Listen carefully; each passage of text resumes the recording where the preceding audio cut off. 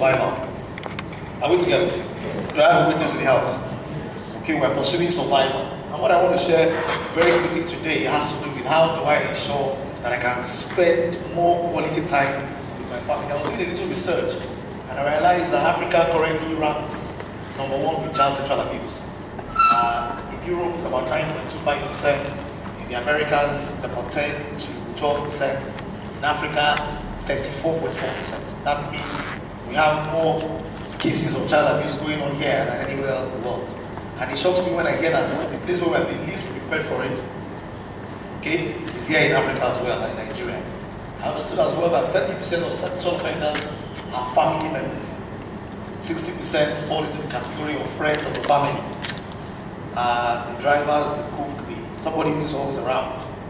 And 10% strangers. It's more likely, there's a saying in our language, in my language, that says the insect that eats the vegetable.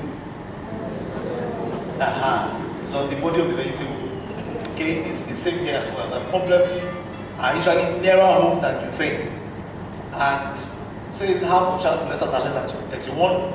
They are mostly males, and only 10% is above the age of 50. Okay, so you have a lot of things happening with people that are, not so old as well. Interestingly, when Barrister Akinyemi was talking, you realize as well, and this is a known fact as well, that people who engage in, who become pedophiles, people who eventually abuse others, are people who are victims before as well. So you have a really, really big, almost network marketing system, okay, of somebody becomes introduced at a young age, gets a problem, and then he begins to look for somebody else to mess up. And there are so many funny things associated with what happens when there's abuse, ranging from, I like as Akila has mentioned, and Princess has mentioned as well, that in Nigeria is an environment where there are people walking around us every day, that because we are not very strong in that aspect of medical care, we don't know that they are not normal. In the last 2 months, I've had to deal with people I was very sure if we were living in Europe or in America, they will be diagnosed with a mental illness. I could almost bet my life on it.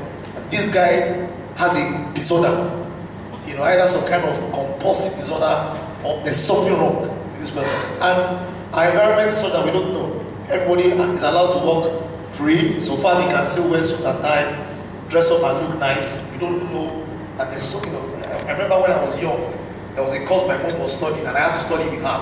She's a nurse. She was a nurse before she passed on, and she was studying something on schizophrenia. And because I was like a study partner, trying to help her revise, I had to read about it as well. And when I remember reading with her, I would ask her, but this is that they're saying, and the symptoms there. I know people that have these symptoms. And she would say no, that she just read for the exam. Well, essentially, I realized we are surrounded by people who have problems. Okay, we don't die. Somebody recently told me about somebody who wanted to kill himself. Something needs to go to a particular level in your mind, in depression, for you to attempt to do that.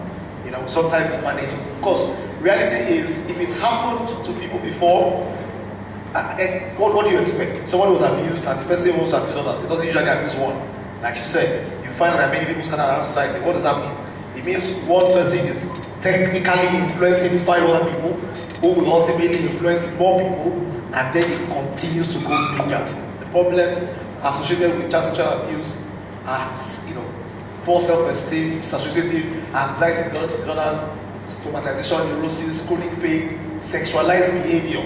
Okay, research shows that if you see anybody who is a prostitute, who is functioning in that line, something probably happened earlier on.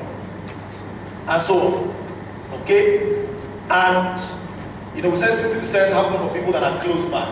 The people that are quote unquote friends of family authority figures. Barrister Akinyemi said it well when he said a lot of what happens with us is neglect. And parents are ignorant. And I tell people, sometimes we think we are busy. And let me see this by way of intro. Sometimes we think I am preoccupied with this, I don't have time. One day, I had the privilege of talking to a senior executive somewhere, and I told her a story or something that happened to someone, and I said, usually the reason why we say we are busy is because technically we have a cup, and that cup that we have is full. Are we together?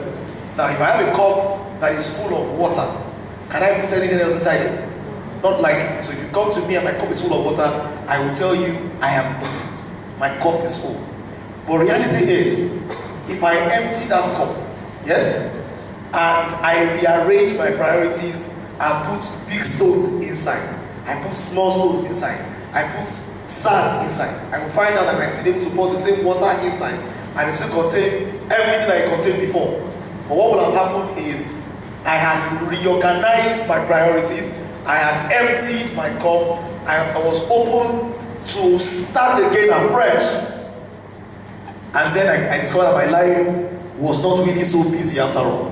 Now what I want to talk about today very quickly are the things that keep us busy and keep us away from our families, and how we can begin to reprioritize